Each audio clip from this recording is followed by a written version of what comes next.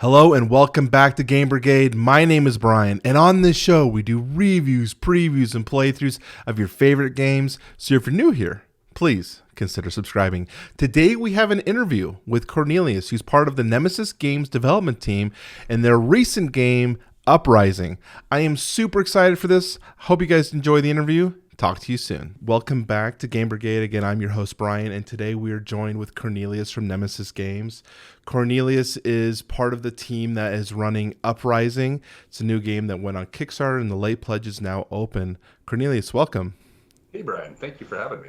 Of course. Thank you for joining us today.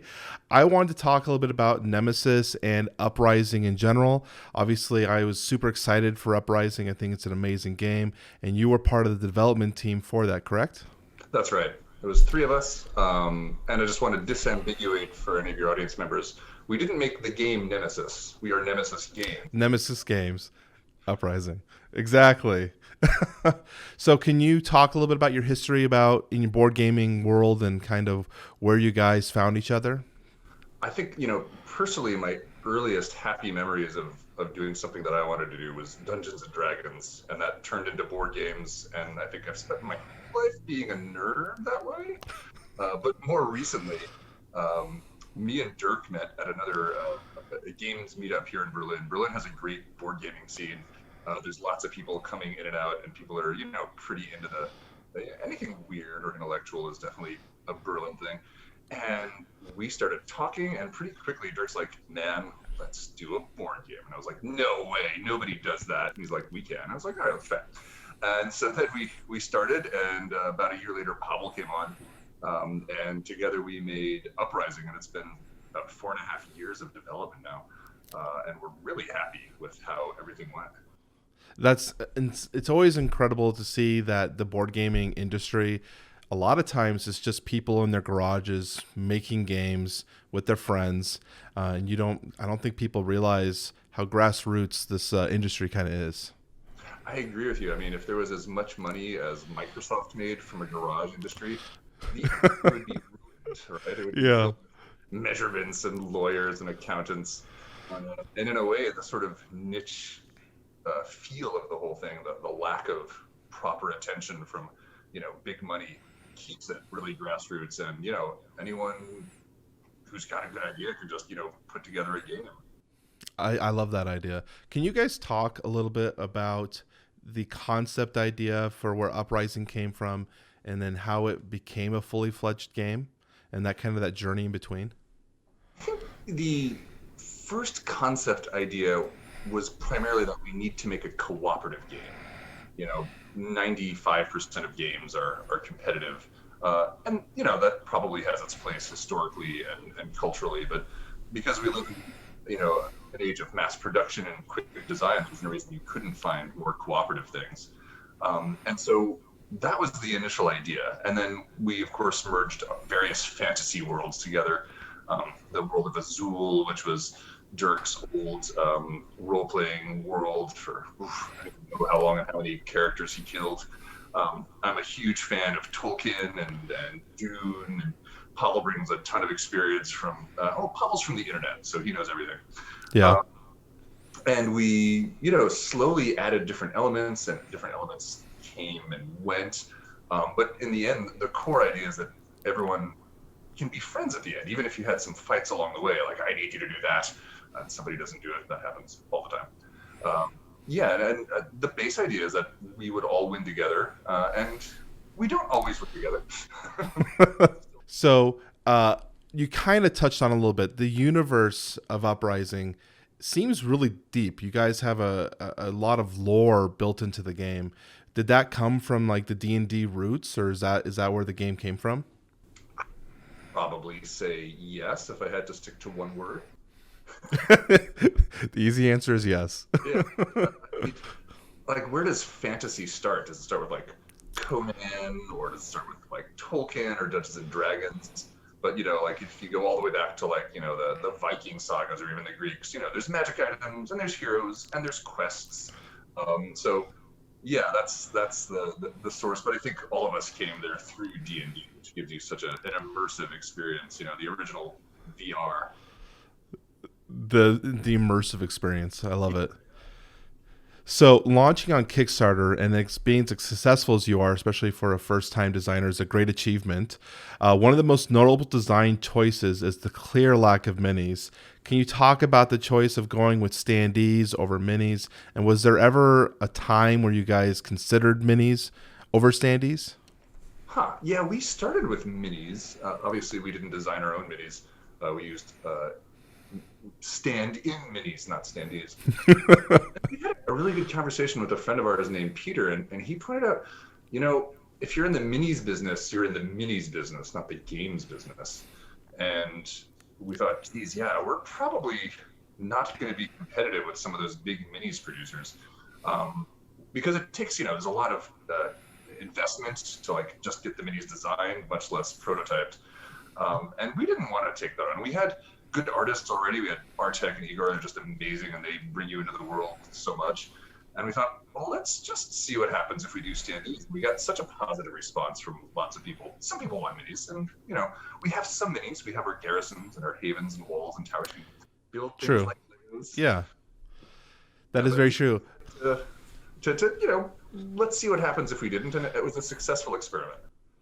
And what was the feedback from your backers? Did people express joy over the standees, or what was the general consensus? I'd say we probably got like 5 or 6 thank you messages to every one "I wish I had minis" message. That's awesome.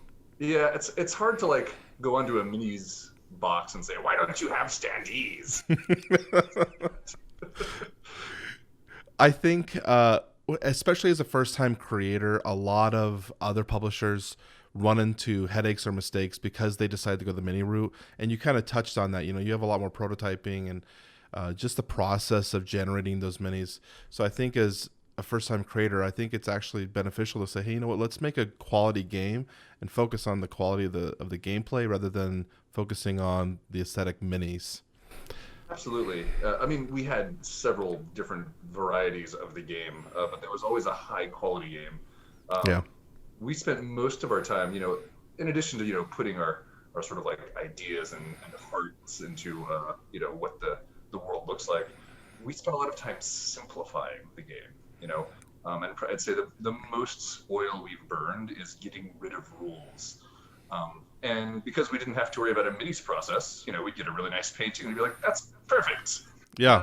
Change here. And we could really focus on the gameplay. That's great. So let's talk about the gameplay then, since we're kind of divulging into that. It's a fully cooperative 4X experience with 2 unique AIs. That is a very unique system. When you think 4X, you always think of a competitive environment. So one, where did you guys you talked about this a little bit, but where did the idea of generating the 4X experience come from? And what was your favorite mechanic in this game? I think the 4X thing is because it's just so satisfying. In the way that D&D lets you kind of explore yourself. Like the first time anyone plays D&D, they want to be the ultimate version of themselves, right? Yes. And the next time they play, they might play the exact opposite, and then maybe they start experimenting with rogues or whatever. And in 4X, you get to be the conqueror. You own the map, right? As you fight, and it's just a meaty, satisfying way to play. Like your decisions count. And transporting that into a cooperative game was really, I don't want to say it was delicate because we sort of hit the number many times, but it was certainly a long process. We have these 2 AIs. There's the Empire, which moves out from the middle of the map to attack you or hexes, and it operates very mechanically, and it has one suite of abilities. And then Chaos comes from the outside of the map and attacks you sort of spasmodically, and you can ignore it at your own peril. And then the 2 of them will fight. And the tension between, the players and those 2 created this real space where the 4X could happen. I don't know if it would have happened with just one AI as well. And so maybe we were very smart, or maybe we were very lucky, but we seemed to find a sweet spot. And then we stopped. I did think that dynamic when I played the game with you guys of having the middle AI constantly being a threat, but then you always have this weird external pulse coming in from the chaos side that you have to constantly worry about. And my favorite mechanic is when we revealed the new, I guess, leader of each side and their specific effects. You're like, no, that's the worst thing. I don't want to face that right now. That came together very well. Believe it or not, 3.5, 4 years ago, we had a little battle map, the size of like a postcard, and you put your minis down, and they had individualized units, and we simplified, and we got it to a point where each one of these legions for chaos and hordes, legions for the empire and hordes for chaos, have very unique personalities. And yeah, whenever they arrive, you're like, what is the thing? I hate that. I hate you. And it makes every game quite unique, especially some of the combinations can be like just brutal, and some of them can be really funny too. Yeah. I think it's interesting when you have a game that you every response elicits that no experience. Because I was asking Dirk, I was like, are any of these ever going to be enjoyable? Am I ever going to be like, yes, that was a good one for us to draw? He's like, no, I don't think so. But you feel so much mightier when you do kill it. When you defeat him, yeah. Meaty, sinking your teeth into it. And sometimes you get 10 or 15 victory points over the course of your turn, and you feel so good. You feel so smart. So looking at the last update that you guys have on Uprising here, it looks like you guys are focusing on improving the quality of the components as well as new art. Can you guys talk about a little bit the design choice to kind of improve the quality of the components? Yeah, we looked at the Kickstarter universe, and I got to say, I didn't know much about Kickstarter, but Pablo knows Kickstarter's a great place. And they convinced me pretty quickly that, the sort of reverse business model is really neat, and it provides a lot of space for people to express themselves and for a company to grow without these sort of classical constraints. And so when we were looking at the sort of this model, we felt okay, are stretch goals real? I don't think it's real. I think they're kind of fake at times. Maybe once they weren't, but now it seems very procedural. So we won't have any stretch goals, but we'll have all the nice stretch goal things. And our community was so cool. I had no idea that Kickstarter had such really positive, smart communities. And they designed so many cool components with us, which made the game even more interesting. But at no point was anything a stretch goal. And in the same way, as we were, hitting our different goals and then exceeding our goals, we're okay, well, could we do better components? We're well, let's see how much money we make and if we can afford it. And then, we closed the campaign. We only had, the one upgrade with the PDFs. People said, no, you can't charge us for a PDF. Okay, fair point. If we want to charge you, we'll just do it. And then we realized we could provide a really nice high quality game to people. And, it's not cheap to buy one of these games. And we thought, let's just go ahead and do it. Let's buy even more art for them. Let's have really nice, blackboard, which, maybe 10% of people will notice, but we think that the people who notice really notice. They do notice. We notice. For us, it's okay, well, that's maybe some money we didn't make, but it would be really nice to be remembered. Even if we didn't do any game after this, if people had one really nice game, they'd think very highly of us. So do you have any other projects you guys are kind of kicking around in the bucket, or where's, Nemesis Games going after Uprising?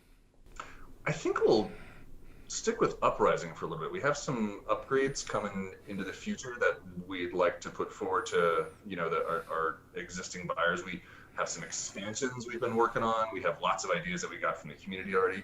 And so we'd like to at least do one more round of upgrades for it. And then, we have a couple of upgrades in the same world.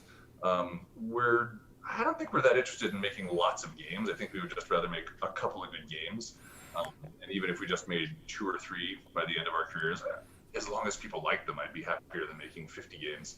And we have a couple of different models. The dungeon crawler is really popular, and we like the dungeon crawler because Dungeons and Dragons is basically a dungeon crawler with some role playing. And so we've been working on a lot of different ideas around that. We bought a whole bunch of dungeon crawlers and played a whole bunch of dungeon crawlers. And we saw what worked and what didn't. And we thought, okay, these are really good ideas. How could these work now that would work in our world? And of course, we started out, probably the worst idea ever. We started out with a legacy game. Yeah. And your first game is a legacy game. You're just shooting yourself in the foot, maybe both feet. But we never got rid of those ideas. They're all sitting up on a shelf somewhere. Zoom in, enhance. And brought back someday. And we have a lot of like story to tell in the world of Azul, right? I mean, it starts out with the apocalypse. The empire that has lasted for centuries is gone. The immortal emperor has, ended the world. And so there's some backstory to fill in, but there's also a lot of forward story, because if the players win the game, it's not the true end. It's just a sort of rebirth moment. And so that gives like a lot of directions you can play a game in. Do you have any advice to people out there who maybe are considering making their own game? I know there's a huge world of people who want to step into the world of becoming a production company.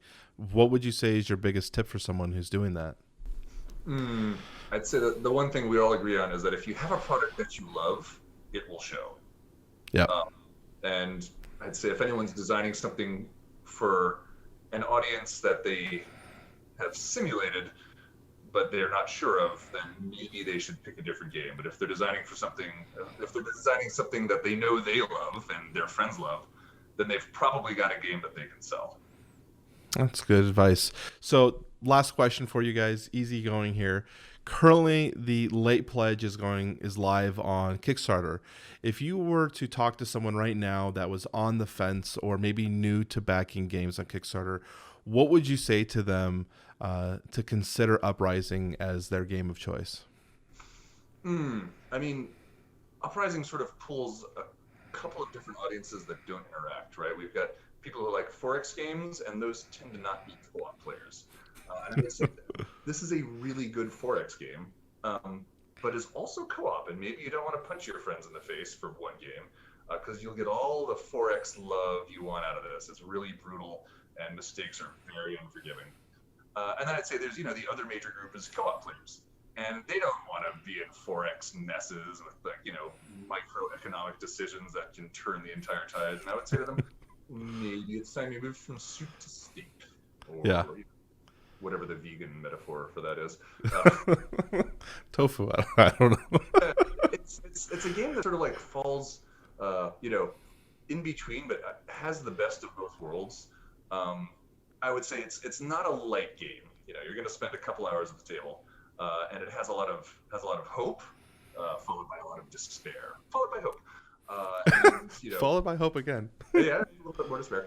And so, playing through a couple hours of the game is, a little bit emotionally intense if you're really into it. And it's a real experience, and you can play a lot. It's never the same game. For people that want, a quick 1 hour game, I would probably, buy something else. Well, at least you're honest about that one there.